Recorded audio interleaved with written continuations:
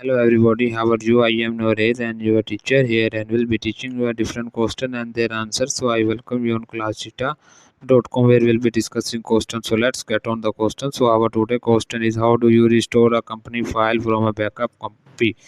The correct option A, shows the file backups, then click the restore from backup button. Option B, choose file and utilize file operation restore. Option C, choose file open restores company, select restore a backup copy and click next. Choose local online backup, click next. Select that file restore, select open.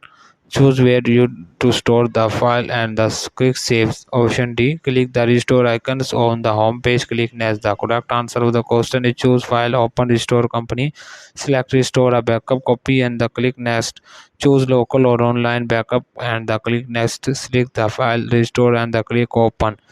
Choose where to restore the file and the click save. So that the answer of the question. If you are searching any other question, please visit www.classtheta.com and find on the search section. If you have any question to ask, there are now sessions on the right side of the website. Fill the form and will be answering you as soon as I can. Thank you for watching this video. Please do not forget to like, share, subscribe our channel. Until next question, bye bye.